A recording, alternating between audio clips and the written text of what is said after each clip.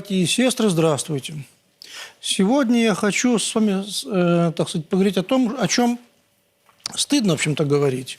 Златоуст говорил, Златоуст, тот Иоанн, который, он говорил, что молчать нельзя и сказать стыдно. Это порнозависимость. Статистика ужасная. То есть в 13, там, 14, там, 15 это уже старые люди для пользователей, для юзеров. Молодежь потребляет контент из глобальной сети и, конечно, западает на порно содержащие материалы. Оно такое, что ты там пошел искать, например, реферат по физике, запал на тетку голую и пошел по голым теткам, как бы уже реферат уже остался в стороне. И всю ночь ты там юзаешь, вот, значит, прыщавый юнец, да даже взрослый дядька, между прочим, уже седые люди приходят на исповедь и говорят, вот там, понимаешь, пошел там в интернет и зашел не туды. И как пошел не туды, так вот не могу вылезти. Как бы, а уже башка седая, как бы, и умирать пора. Существует такая проблема, дорогие братья и сестры. Недавно я слышал от одного достойного психолога, достойного всякого вероятия, то есть, что он серьезные вещи говорит, что раньше переход на тяжелые наркотики происходил от легких наркотиков. Сначала гашиш, анаша, всякая такая шмаль такая, а потом уже там дю, там всякое такое серьезное такое. И там уже все, там ад начинается. А сегодня обрелась новая зависимость. Оказывается, на тяжелый наркотик, на это все там и сюда, можно попасть от одной только порнографии, минуя легкие наркотики. То есть раньше просто покурил анашу, там, месяц, 2, 3, 5, большего захотел и уехал там, в тяжелую химию. А сегодня, оказывается, можно просто на порносайте посидеть год, 2, 3, 4, и потом тут же уйти не в анашу, а в тяжелые наркотики. Вот такая зависимость. То есть, в принципе, порнозависимость – это тяжелый наркотик.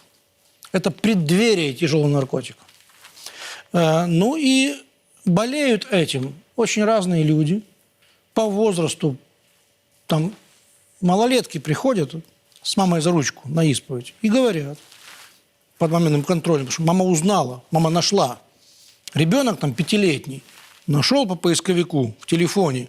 Это же вы, болваны, покупаете дорогущие телефоны с выходом в интернет детям своим сопливым. Вы покупаете. И потом они там заводят какое-нибудь паршивое слово.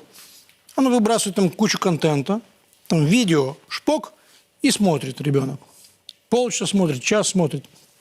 Мамы нету. Потом мама тихо пришла, мама в обмороке. Ребенок, девочка, мальчик, неважно, между прочим.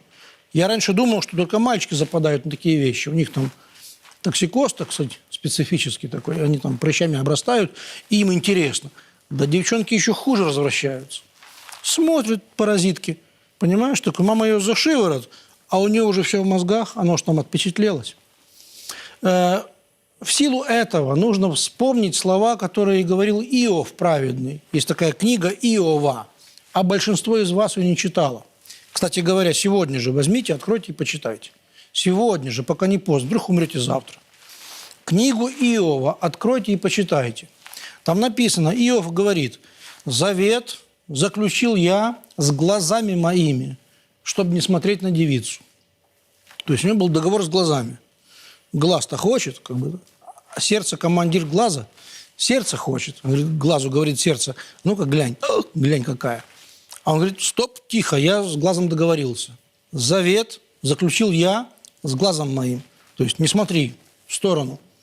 Так вот, заключите, пожалуйста, завет с глазом вашим, потому что иначе вам дорога в психиатрию, в публичный дом, в венерологию или в бандиты.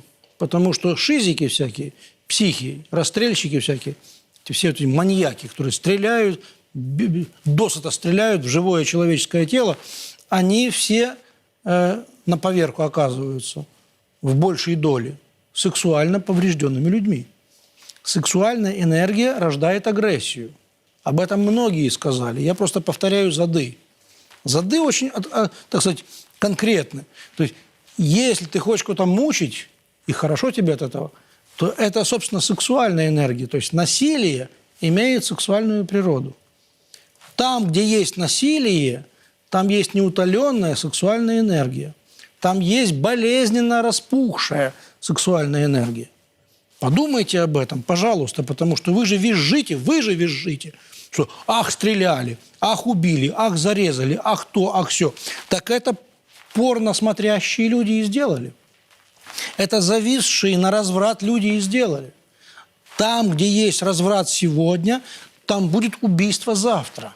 Там будет драка, там будет столкновение, там будет поножовщина. Да, порнозависимые люди, больные люди, по-настоящему больные, но болезнью духовной, таблетками это не лечится.